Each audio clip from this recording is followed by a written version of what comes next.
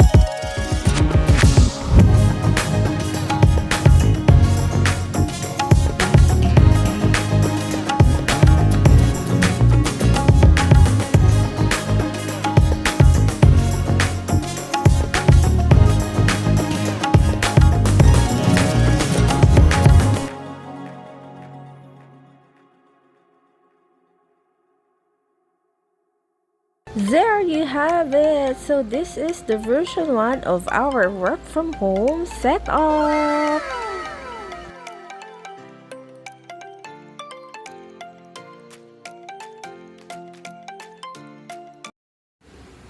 Show update muna tayo regarding dun sa mini speaker na nabili natin bago ko po ipakita ang version 2 ng ating transformation. Ayan po, nakasaksak na po siya sa aking cellphone. Itry po natin sa ating isang cover song. Let's go!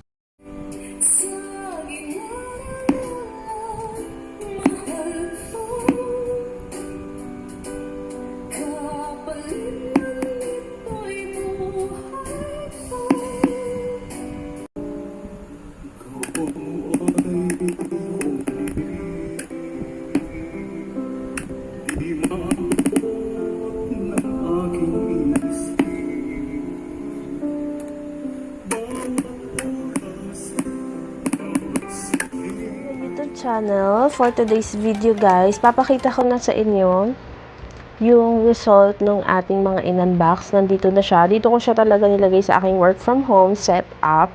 Actually, matagal na yun. Matagal ko na nagawa yan. Ayan siya, yung nakaraang vlog natin. Pero medyo natagalan tayo bago gumawa ng part 2. Pasensya na kayo, medyo na busy po tayo.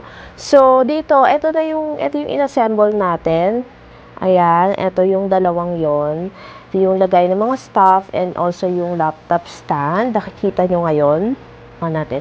Yan. So, ito siya. So, dahil marami nga po tayong gamit sa lamesa, kinailangan natin bumili ng mga organizer at ng laptop stand para medyo organized naman. So, medyo nag-upgrade kasi ako dati nung nag-stream pa ako.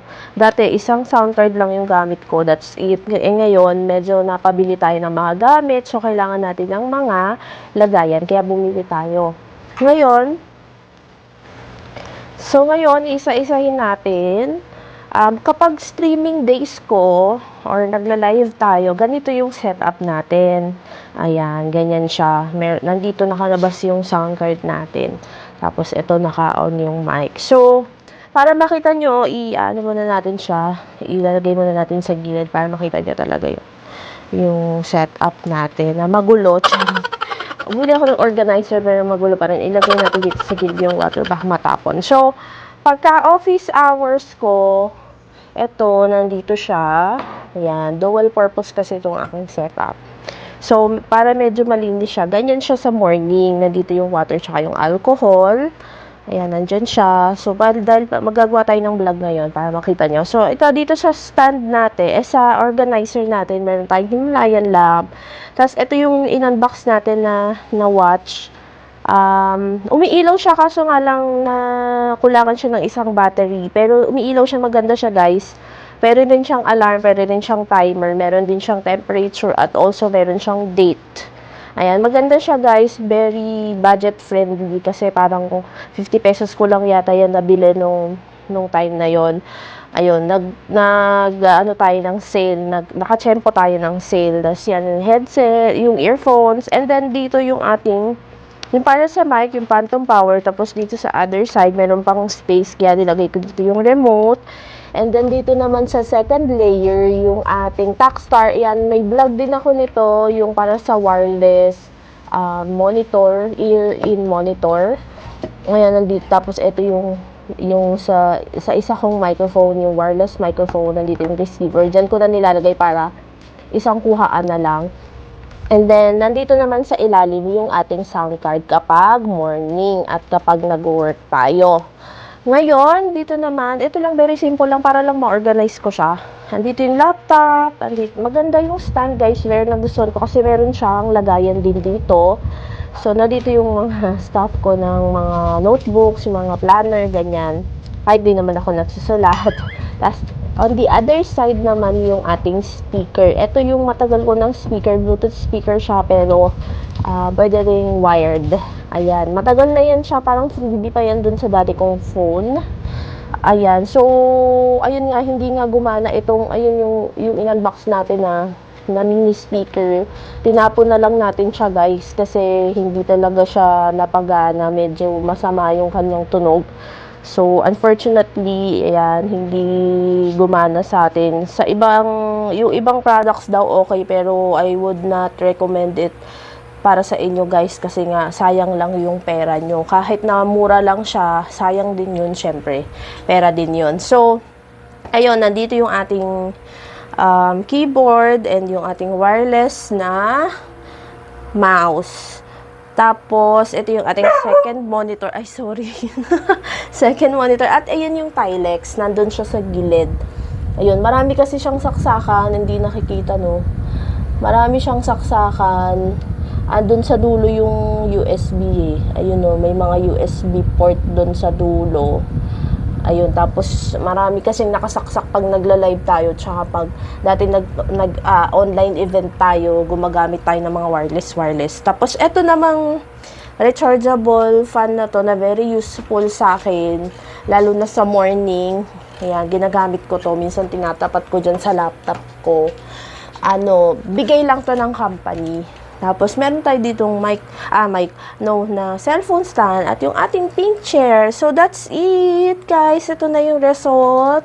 Sana nagustuhan nyo tong vlog na to at na-inspire kayo kahit na magulo naman talaga. Madami talaga akong gamit kasi kaya kinailangan natin ng mga organizer. Yan. Maraming salamat po sa panonood ng video na ito at kung interesado po kayo sa mga items dahil hindi naman po ito sponsored, pwede po kayo mag-leave ng comment dyan sa comment section kung may mga questions po kayo. Maraming salamat. I hope you enjoyed this video. See you again next time. Please don't forget to hit the subscribe button, like this video, and hit the notification bell para po updated po kayo sa aking mga latest na vlog. Bye, Kimchis! Share the love! Bye!